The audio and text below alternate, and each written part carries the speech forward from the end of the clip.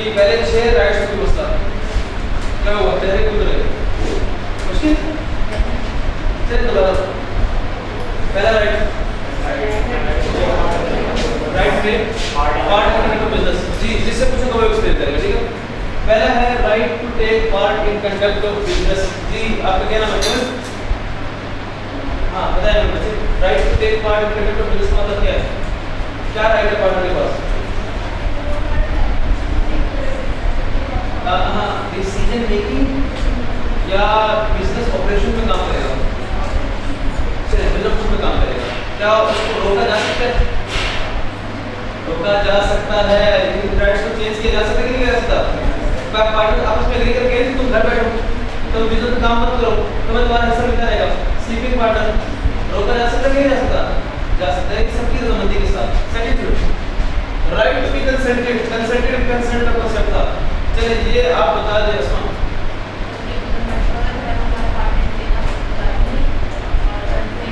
लाजमी हर पार्टनर का राइट है कि उससे मशवरा लिया जाए हर पार्टनर का राइट है कि उससे पूछा जाए लेकिन मानिए किसकी है सबकी मेजॉरिटी की कंसेंट कितना होता है 100% कंसेंट नॉट कंसेंट तीसरा right of access to books and accounts हां मेरी right to have access to books and accounts जी यहां से कौन बताएगा क्यों नजर आ रहा है वो देखना तो बताओ इधर देखो हां राइट है right to access books and accounts sir मतलब कि कंपनी की जो फाइनेंशियल स्टेटमेंट्स हैं कंपनी की हां एक्सेस तालियां नहीं क्लैपिंग करें फर्म के जो बुक्स एंड अकाउंट्स हैं उसको चेक करने का हर एक पार्टनर को हक है हां बिल्कुल किसको अच्छा क्या स्लीपिंग को भी हक है यस सर क्या साइलेंट को भी हक है साइलेंट को किसको हक नहीं है माइनर जो एडमिटेड है minor admit to benefit of minors कोई हक नहीं है नंबर 4 राइट टू शेयर चुकल right to share profits equally ये कौन बताएगा ये ऐसा करते हैं लोग प्रोफेसर बहुत से मुस्कुराते होंगे एमन right to share profits equally I was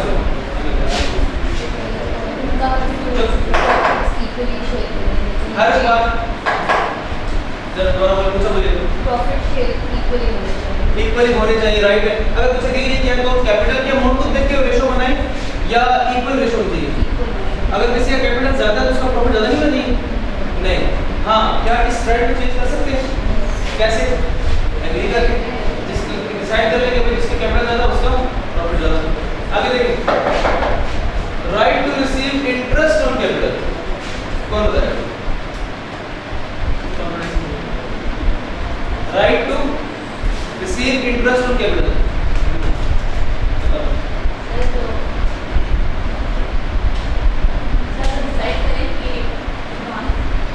advance नहीं कैपिटल तो तुम दोनों रहे 10 लाख तुम लेकर 10 लाख तीन में 30 लाख आ गए ये 30 लाख कैपिटल है तुम्हारा कितना कैपिटल है इनका भी 10 इसमें क्या मिलेगा प्रॉफिट लेकिन क्या इस कैपिटल पर इंटरेस्ट मिल सकता है कब मिलेगा अगर बाकी एग्री करते हैं तो किस रेट मिलेगा जो रेट फिक्स होगा और कब नहीं मिलेगा कैपिटल पर इंटरेस्ट कब नहीं मिलेगा अगर लॉस होगा अगर फर्म प्रॉफिट कमाएगी तो मिलेगा लॉस मिलेगा right to receive interest on advance right to interest on advance कोवेल सर अगर किसी टाइम पे अगर फर्म को लोन की जरूरत पड़ी और वो बैंक की बजाय किसी पार्टनर से लोन ले लेते हैं तो उसके तो इंटरेस्ट लेना उसका राइट है कि उस पर इंटरेस्ट ले सकता है और अगर एक रेट डिसाइड हो गया तो उस रेट पे और तो 6% बेंचमार्क रेट है उस पर वो लेगा और ये डिपेंड नहीं करता कि प्रॉफिट हो रहा है या लॉस हो रहा है उस कंडीशन पे वो इंटरेस्ट लेने का डायरेक्शन है चलिए जाने नंबर 7 देखिए जी right to be indemnified English वालों मेरी मजाक उड़ाते हो ना बताओ इंडेमनिफिकेशन क्या होती है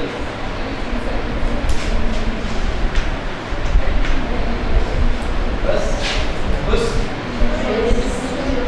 बताओ इंश्योरेंस के इंडेमनिफाइड इंग्लिश क्या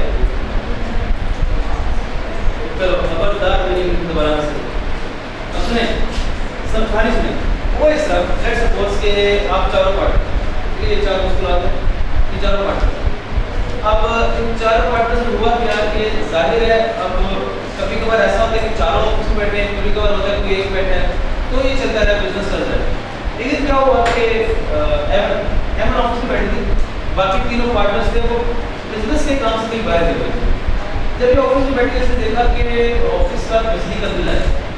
अब जब बिजली का बिल आया तो इसने क्या करा, बिल आया 1 लाख का बिल आया, ऑफिस बहुत बड़ा था, तो फर्म के पास अभी पैसे नहीं थे। इन्होंने पार्टनर एमन ने पार्टनरशिप फर्म के बिहाफ पे बिजली का बिल, फर्म का बिल पे कर दिया।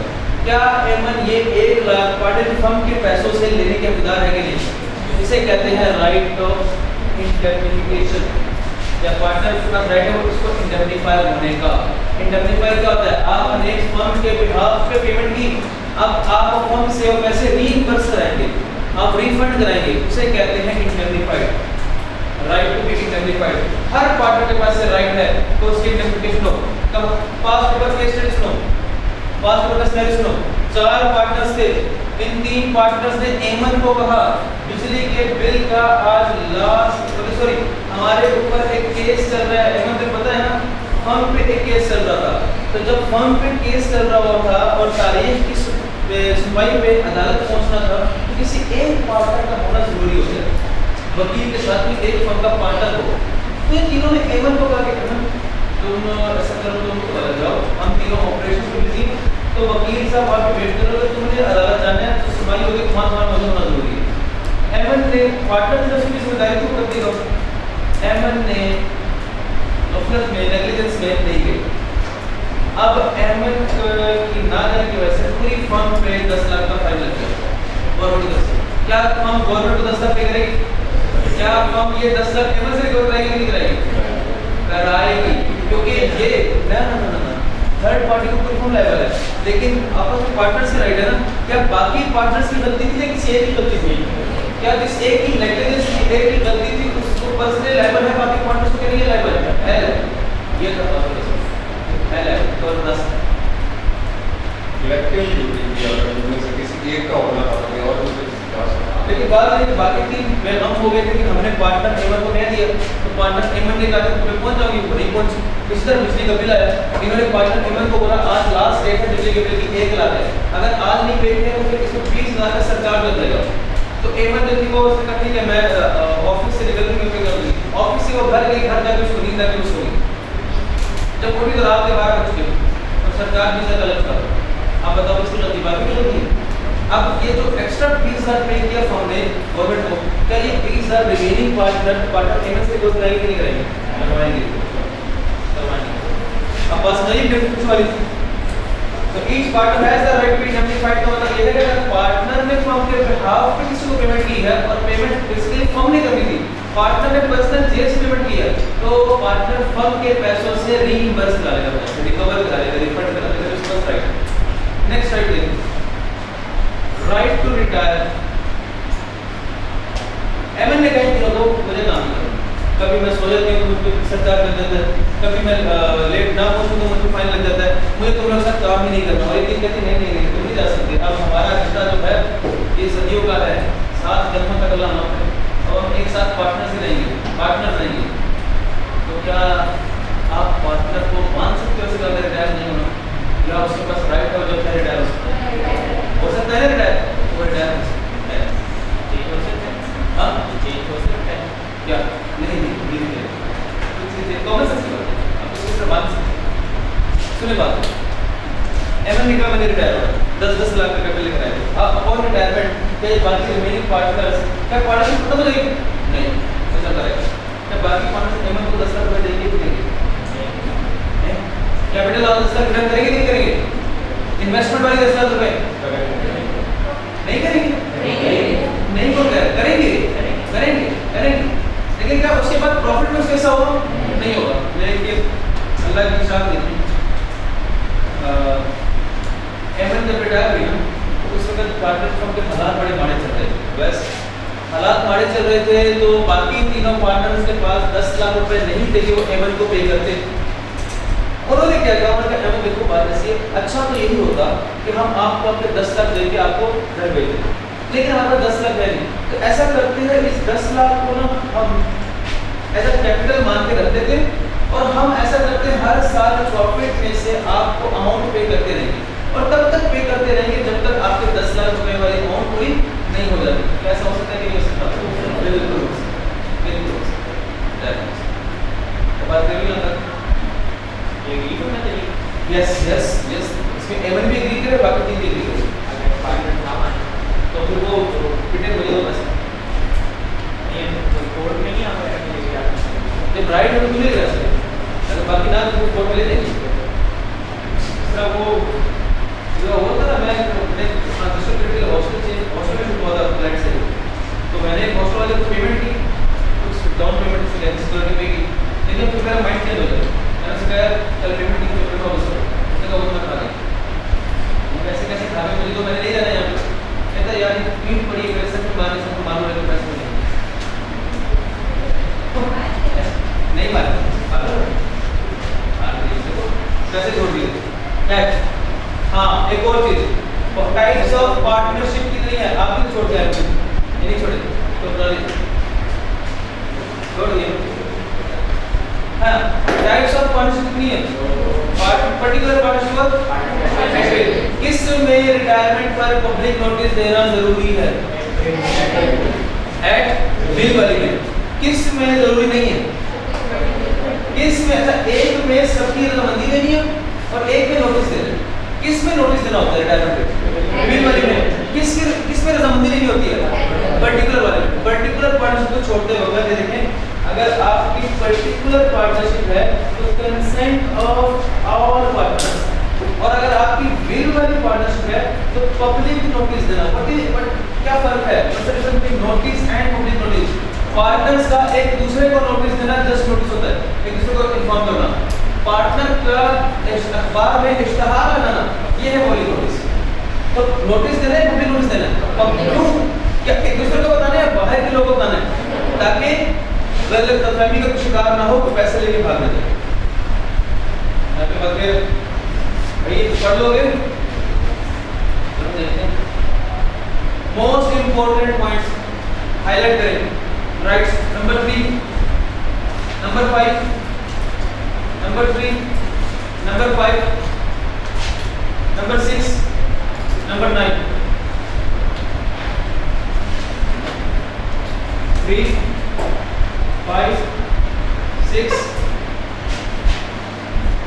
9, ये सबसे इंपॉर्टेंट सब सर्विस चुके हैं।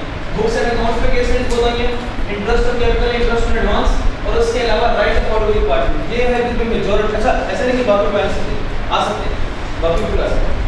नंबर 9 पढ़े, right of outgoing partner. Outgoing partner से मुराद क्या होता है? तो फिर रिटायर से क्या मुराद है?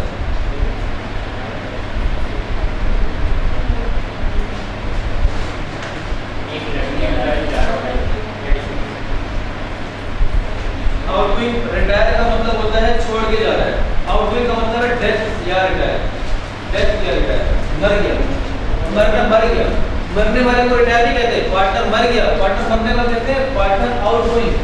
आउटगोइंग में डेथ भी हो सकती है और रिटायर भी आ सकती है। रिटायर का मतलब छोड़कर चले जाना, सीधा सा कुछ दिया होता है रिटायर। आउटगोइंग पार्टनर के पास क्या राइट है कि उसका भी अकाउंट सेटल कर दो। लेट्स सपोज 4 पार्टनर्स थे, मैं नाम नहीं लूंगा, और उसमें से एक पार्टनर जो तक थी वो एक दिन रोड क्रॉस कर रही थी, एक ट्रक जा रहा था पूरे ब्रिटिश नाम तक पूरा क्रिकेट लेके गंदा पे गाड़ी वो गंदा पानी की तरफ था और उस स्पीड में था पुराना ट्रक, और जब वो एक जो तंग वाली पार्टनर थी रोड क्रॉस कर रही थी तो उसने हेडफी लगाए हुए थे, उस ट्रक की ब्रेक फेल होने की वजह से वो रोड के साथ स्टिकर हो गया, मतलब रेस्ट इन पीस।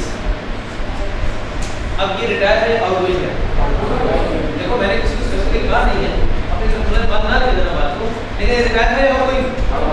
बाकी 3 पार्टनर्स का दुख होगा कि नहीं होगा? होना चाहिए।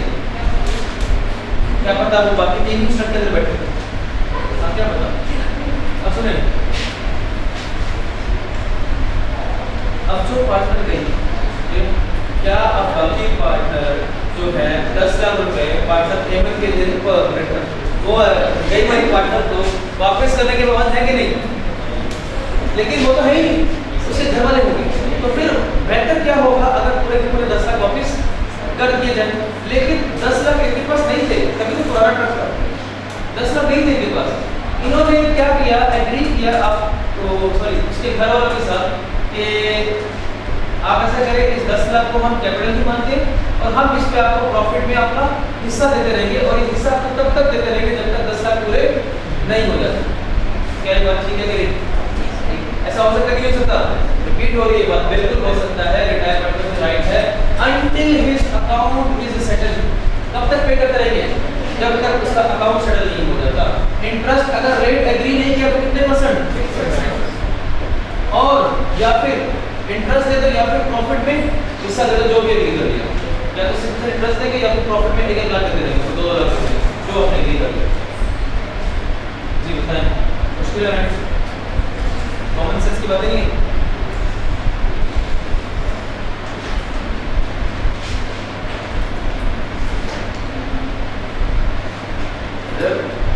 सीधा मुझे पता नहीं आता है, मैं डेमो